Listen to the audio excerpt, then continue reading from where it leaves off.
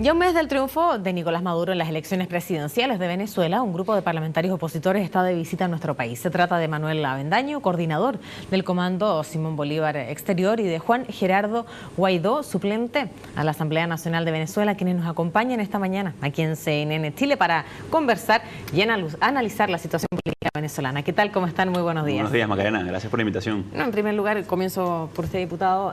¿Cuál es el motivo de la visita a nuestro país y qué es lo que precisamente vienen? ¿Qué los trae por acá? Bueno, principalmente estamos exponiendo la crisis política que vive Venezuela a raíz de las elecciones del 14 de abril, de una auditoría ciudadana que se solicitó el propio 14 de abril por parte del candidato presidencial Enrique Capriles, una auditoría que se aceptó, además, por parte de Nicolás Maduro, una auditoría que luego se rechazó.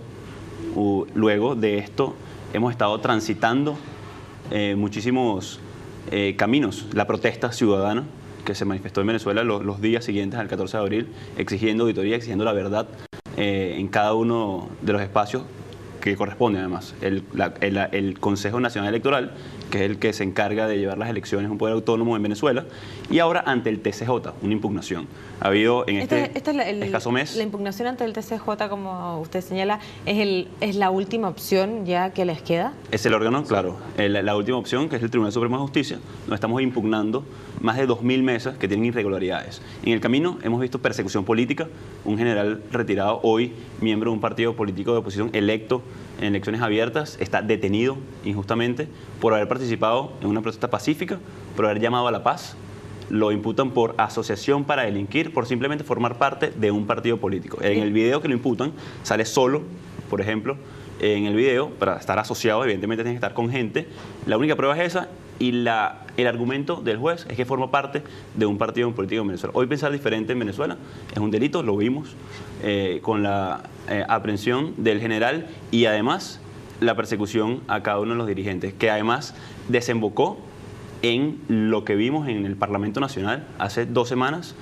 Hoy tenemos un mes en Venezuela sin que el Parlamento sesione, sin que la oposición tenga derecho de palabra en el Parlamento, por el cual fue electo por voto popular en el Estado, en la República de Venezuela. Usted fue testigo presencial de lo que ocurrió, ¿cierto?, en el Parlamento. Estuvimos presentes en el Parlamento. ¿Cómo se originó? Bueno, uno entiende que siempre va a entender que el otro es el que provoca la situación, pero bueno, ¿qué es lo que lleva finalmente a este nivel de violencia al interior del Parlamento? Una protesta muy airada a raíz de que se revocó el derecho de palabra de los diputados de oposición en el Parlamento. Hasta que reconozcan a Nicolás Maduro como, claro, pero como presidente. Que jamás es una contradicción. Es como si en el Parlamento nos preguntaran si creemos en Dios o no para poder tener derecho de palabra. No se puede hacer un examen de conciencia para diputados electos por el pueblo, por la ciudadanía, tener una alcabala para ejercer. Pero si Nicolás Maduro ya es el gobernante, ¿cierto? Incluso ha estado de gira por distintos países, como el mandatario de Venezuela, no es el momento de... No hay un reconocimiento al Ejecutivo. Pero evidentemente estamos en un proceso de impugnaciones, por eso que hay más de 2.000 mesas, más de 2 millones de votos irregulares, producto de que sacaban a los testigos con gente armada de los centros de votación, producto de dobles cedulados, no se garantizó el respeto de un elector, un voto. Entonces no podemos nosotros validar un proceso que está en... Yo quisiera preguntarle a la señora Avendaño porque él trae aquí material, ¿cierto? Sí. Señora Avendaño, se trae material y que el cual viene a presentar, me imagino, a la comunidad internacional y por eso está en nuestro país. Y que son, en este caso usted me había anunciado que son las irregularidades que se dieron en la elección del 14 de abril. ¿Cuáles son los principales motivos que a ustedes los invita y los lleva ahora a presentar esta impugnación ya como último recurso, antes de, me imagino, reconocer a Nicolás Maduro? Sí, bueno, en primer lugar, como dijo el diputado Juan Guaidó, nosotros estamos cuestionando aproximadamente 3.389 centros en donde se cometieron irregularidades. Irregularidades de todo tipo, desde la presencia armada de grupos paramilitares o de civiles armados, digamos, que representaban al oficialismo, amedrentando a los votantes. Dobles cedulados, personas que tenían más de una identidad, cédula de identidad para votar. O sea, personas que votaron más de una vez. Personas que votaron más de una vez, eso está comprobado ya con pruebas, con fotografías, incluso con videos. Y además de que votaron en más de 700 centros a nuestros testigos de la mesa, lo que te dejaba a ti el campo para poder realizar irregularidades durante la ausencia de los testigos de nosotros, ¿no? Fíjese, la diferencia fue muy corta. La diferencia fue aproximadamente entre 230 y 250 mil votos, ¿no? Entre un candidato y otro, entre Nicolás Maduro y nuestro candidato Enrique Capriles Radonsky. Nosotros estamos cuestionando cerca de 6 millones de votos comprobados con irregularidades. Hay 737 centros que representan 2.033.000 votos que fueron de centros donde expulsaron a los testigos.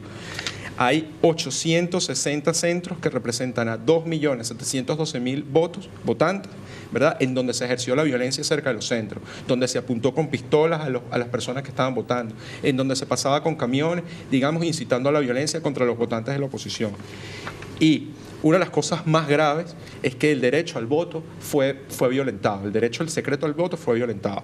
Hay 1.000 centros que representan 2.6 millones de votos que tenían al lado a una persona que le indicaba cómo votar.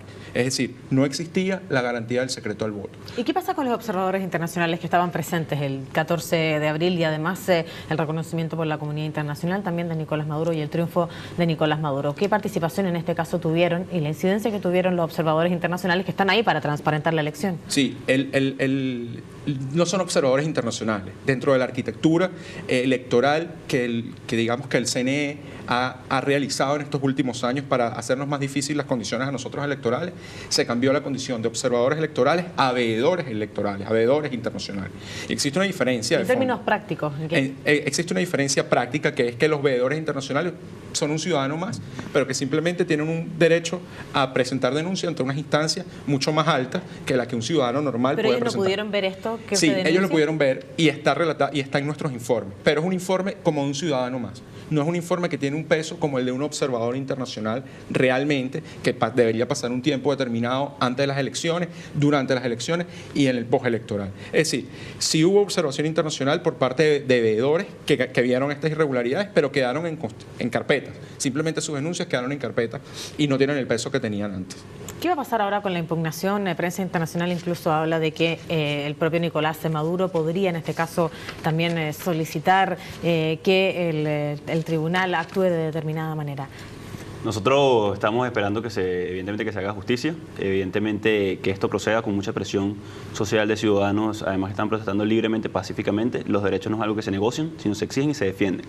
Eso es algo que estamos nosotros impulsando de manera pacífica, de manera coherente con nuestro accionar político de los últimos años en esto. Es muy importante, la presidenta del TCJ, la fiscal general de la República, la presidenta del Consejo Nacional Electoral han usado bandas alusivas al partido de gobierno. Estoy seguro que ningún ciudadano en Chile quisiera ver al presidente del Senado con una camisa de un partido político o por lo menos a la fiscal, ¿cierto? Eso está pasando hoy en Venezuela. Evidentemente no hay una garantía de imparcialidad de las instituciones, de coherencia, pero nosotros como ciudadanos, como creyentes de democracia, tenemos que acudir a las instancias. Es una contradicción decir que los parlamentarios no reconocíamos las instancias cuando representamos una, cuando estamos transitando los caminos correctos. Diputado, ¿y qué va a pasar luego de la impugnación y el resultado que pudiera, en este caso, no ser favorable para ustedes? Luego de eso, si viene el reconocimiento de Nicolás Maduro como presidente de Venezuela. Viene el reconocimiento a la instancia y a la voluntad popular expresada en los votos. Hoy no quieren, por ejemplo, la auditoría que estamos pidiendo es muy sencilla, revisar los cuadernos electorales en físico, es decir, poder garantizar un elector un voto, garantizar ciertas del secreto del voto, pero no se está dejando. Entonces, es un gobierno ilegítimo, tiene una contradicción importante de origen al aceptar una auditoría y no ir a ella. ¿Y hasta cuándo esta situación se va a estirar? ¿Hasta cuándo la oposición, ¿cierto?, va a estar en este caso levantando dudas y levantando sospechas respecto al proceso eleccionario? ¿Cuándo de alguna manera Nicolás Maduro va a poder gobernar de forma tranquila si es que en este caso el Tribunal Supremo de Justicia así determina que es el presidente legítimo? Los que están en el gobierno es el gobierno de Nicolás Maduro, son los que están en el poder. Ellos son los que tienen que buscar el diálogo. Cuando un presidente de la Asamblea Nacional limita los derechos de palabra, cuando limita el diálogo, cuando limita la tolerancia, estando desde el poder, desde el abuso de autoridad, es difícil. Ellos son los que tienen que empezar a gobernar. Eso no que están en el ejercicio del poder. Nosotros estamos haciendo reclamos justos de ciudadanos que tienen legítimo derecho a dudar de un proceso por todas las irregularidades expuestas hoy por Manuel en Venezuela desde el 14 de abril. Así que nosotros estamos dando pie a que se cumpla con la Constitución, que se cumpla el derecho de los venezolanos a saber la verdad, que es lo que estamos nosotros además exponiendo a nivel internacional, la crisis política que se refleja en persecución política de miembros de partidos políticos, presos de manera injusta, presos políticos reconocidos además por Amnistía Internacional, por Human Rights Watch, que son presos políticos reconocidos por estas instancias. El abuso de poder en la Asamblea Nacional, además reflejo de lo que está pasando en la sociedad, una violencia que hoy cobra 70 vidas diarias en Venezuela. 70 seres humanos hoy pierden la vida. La semana pasada fue un medallista olímpico de las Olimpiadas Especiales de invierno en Venezuela, algo inédito, por quitarle el celular. Entonces, hoy en Venezuela eso es lo que está pasando día a día. Bien, pues quiero agradecer la gentileza Gracias. que han tenido de visitar CNN Chile en esta agitada agenda que tienen aquí en su paso por nuestro país. Muchísimas gracias, Macarena. Gracias, Macarena.